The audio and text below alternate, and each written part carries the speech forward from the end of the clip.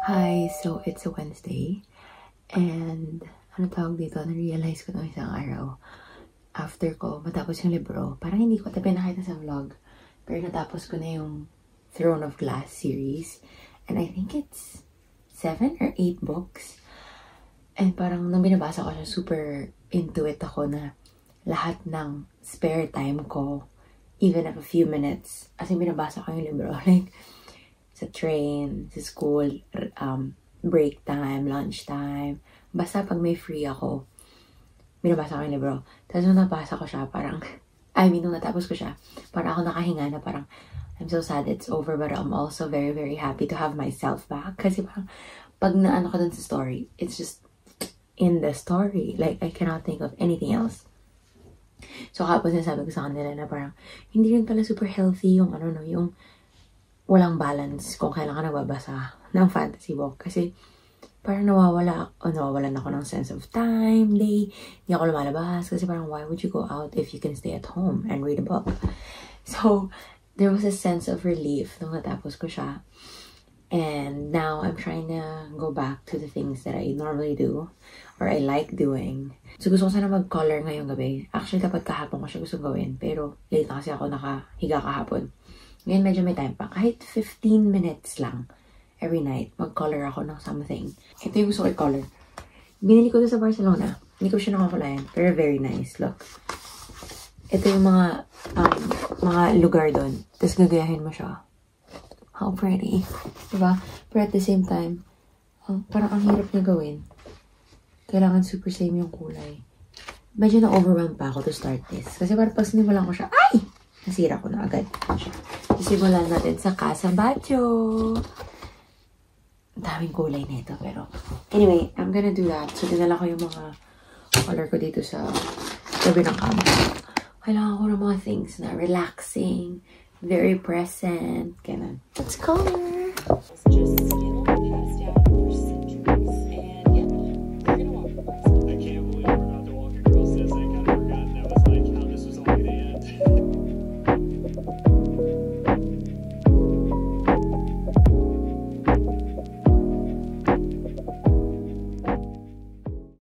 Tcharam! Hindi siya super gaya, pero tapos ko na yung grays and a little bit of this. But medyo muted yung colors nila dito and then medyo brighter siya. Guys, it's actually pretty hard to color with yellow light. Kasi I can't tell the difference. I mean, I know they're different, pero which one is like pink? Guys! Sobrang punta kami sa brunch. Just now. Yes, celebration ni Ate Tony. Tawa na Para bang hindi siya matagal lang nakatira dito. Hoy, ang ganda kuya. Autumn na yung feel. So, mag-brunch kami sa Carmencita with sila Ate Pam and Ate Ellie.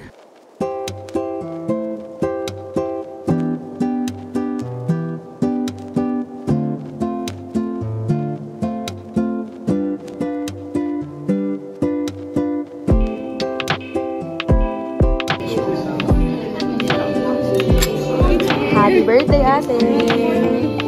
Hello! So, kayo kahapon.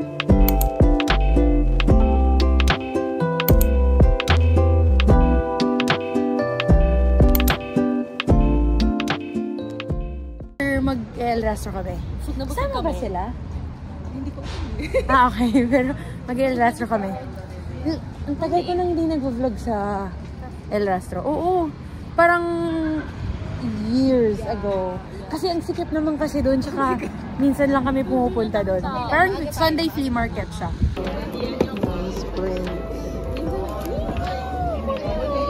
Oh, yung mga favorite ko. That's you! That's like your...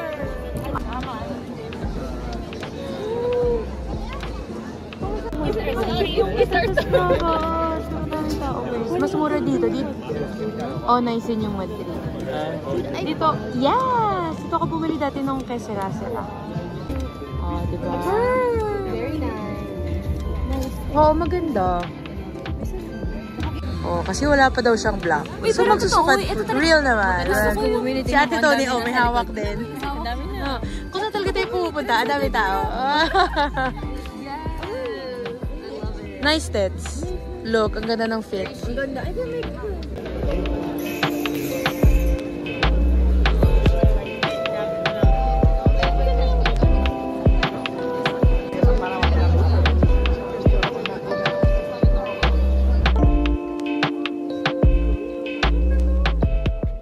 Ito na lang, nakita nila sa gilid. Thank you so much. Ayan o, ang ganda. Ang dami namang tao, guys. Tsaka made in Italy. Ang ganda. Made in Italy. Yung mga ano, sabi.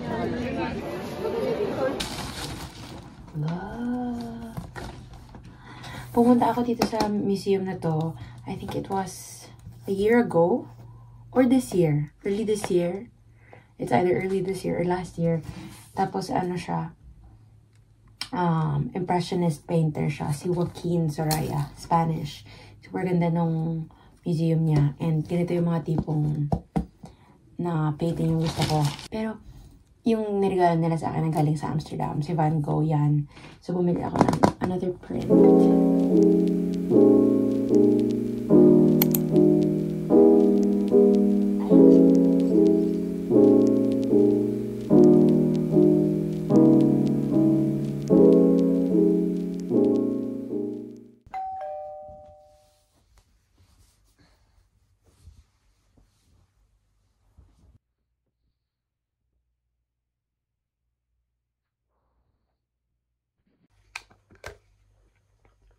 So I'm just waiting for my therapist. It's gonna be a wow session. But I still do therapy once a month or whenever I really need it. Very, very thankful that I can afford it and that I found a therapist na like, nag-fit talaga siya sa akin. Ganun.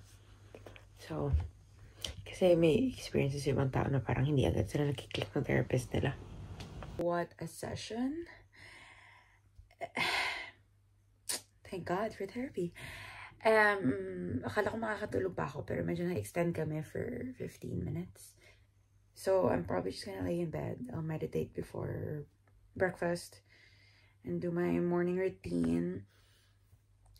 And I'm so excited for today kasi nga parang pagpasok ko, 1 class, 3-hour break. I hope hindi na ako nila pinapasok pero 3-hour break. I'm so excited to see the artwork. And then after that, 1 more class and then head home. And then it's Friday and another long weekend. We got this. Very refreshing nung session. Parang, whew, I needed that. Up.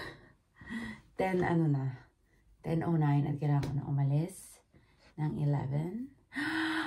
Oh, the verse of the day is very nice. Jeremiah 29:11. I know the plans I have for you, declares the Lord. Plans to prosper you and not harm you. Plans to give you hope and a future. That's so nice. Very timely siya sa mga, you know, aspects ng buhay ko. A good reminder.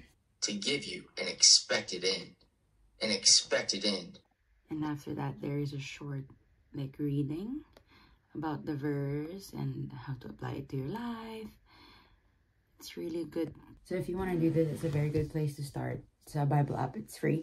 So I read the word of the day every day.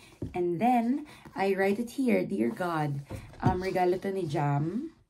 And may space siya for everyday na verse, and then you write what you've learned, what it says. So I do that every day. Nasa November na ako, and meron siyang parang mga prayer list, and at the end of the month meron siyang Thanksgiving prayer. So I wrote mine nung October. So I normally do that, and it helps me reflect a little bit more about today's word. So this is what I do in the mornings. Really helps me set my day from meditating, breakfast, and then this, and then I'll go start my day. I don't have to be back at school until 4, so I'm gonna meet the girls for hot pot. Gracias. And I don't know if they'll go with me, but after lunch, I was hoping to walk through Cibeles. And then go to the art exhibition. Thank you for a good weather. I really need the sun. Super gloomy kahapon. Yeah, kasi pwede naman yun. She's here. Hinintay namin si Jana. Bumili ka na nga. Parang wala ka pang ganyan. So I think bumili ka na. Gusto mo nga ng boots na parang patos. Masakit lang siya sa paha. Tiis Oh, ganda. yeah, kasi. Gusto ko talaga ng knee-high na boots. Pero kalaban ko parati yung calves ko. Super sikip. So I always end up not buying it. Kasi sayang. Sasayaw. Pag-press mo dami ng tapos girl, pati color ng pants. Iba ng style. Kaya mo. Sasayaw na yan. Hala, guys. Parang yung top nyo. Ang jacket mo? Hindi, yung bag. Okay. Kita niyo to? Kita niyo to? Nakarating pa ng Cibeles. Kala ko, patingin-tingin ang oras. Di na yung papasok. Kasi maglakad. Oo, ako pa. Guys, pasok niya 3:30. Alas 3, nasa sentro pa siya nakamasyal. Lapit lang naman ako. Ayaw, si magmadali. Toothbrush Hindi siya magtututbrush. So... Huwag mo ako igaya sa'yo. Kung nagtututbrush ako, kaya iwan ko na nga si Tete. Magtututbrush pa ako. Never 4 pa ako. Siya... Walang toothbrush to kasi hindi siya uwi. Pero wala kang toothbrush na. Meron akong dalang toothbrush. Sa bahay na lang ako ng private ko magtututbrush. Family, for the family talaga for the family naman. Ay,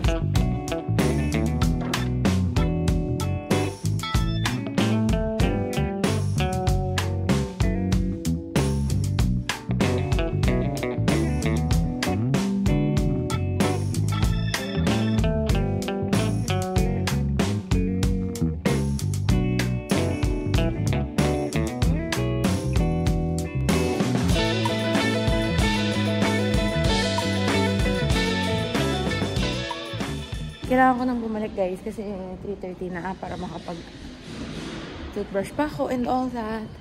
Balik na lang ako next time. Tapos si Tets private class din naman siya. Asan? Here na lang. Balik na ako mga siguro almost 10-15 minutes walk papunta sa school. See you later, Tets. Dami nangyayari.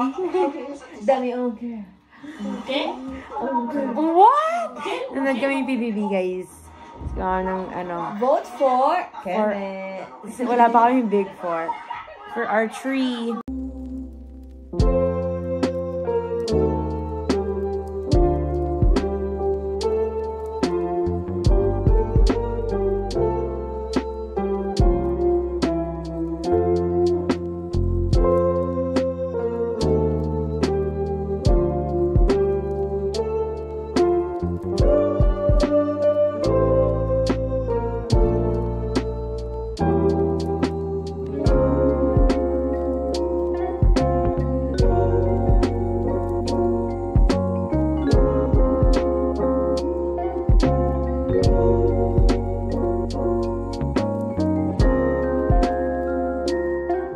We're gonna go to a Taylor Swift party. Yung bagong album, The Life of a Showgirl. So, meron kaming orange. Hindi mo makita. Basta nandun si Tatay na lang. Thank you. Ayan, tapos naka-Ate Tony yung parang feathers namin. Para in-theme kami. Lamig na lamig siya.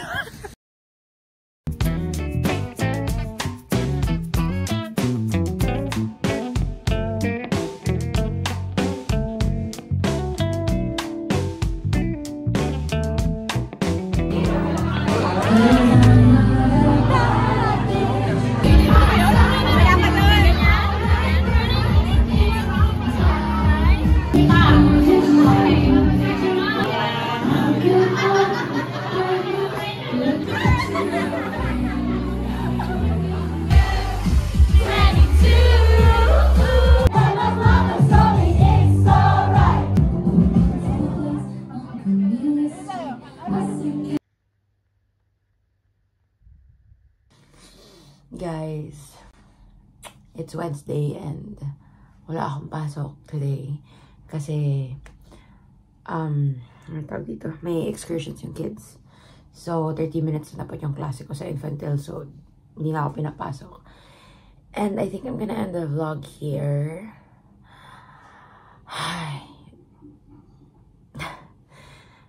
In a span of like 1 week, sobrang dami nangyari sa buhay ko and they're all life-changing and very much like, parang mag-existential crisis ka. So, you know, I found out something and then it's like a shock to my system and to my life. So I was dealing with that, like processing it, feeling it, and then, you know, moving forward. And then suddenly we experienced a loss in our family.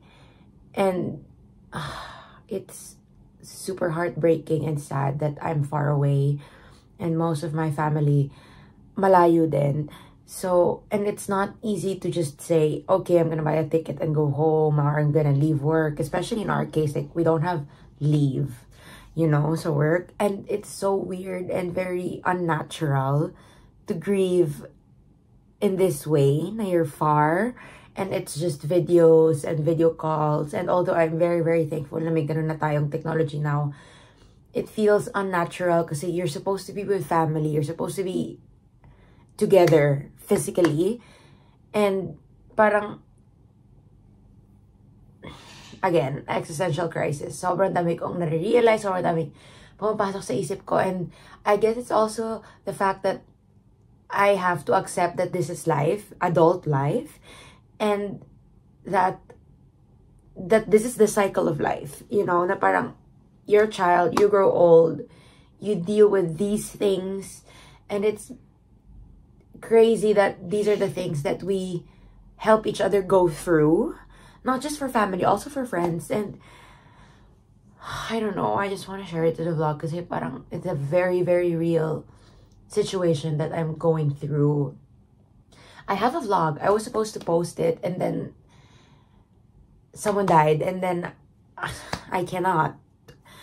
So I'll post it when I can, and this one is the second one. Oh, as an adult, you can't just break down. You have to be functioning. You have to go to work. You have to show up. And oh my gosh, I cannot believe that this is what I'm dealing with now and will continue to deal with as I grow older. It's crazy. And yes, I will take it one day at a time. I'm fine. I will be okay.